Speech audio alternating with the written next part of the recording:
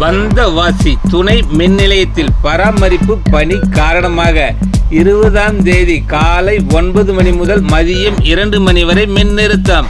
மின்வாரிய செயற்பொறியாளர் தகவல்.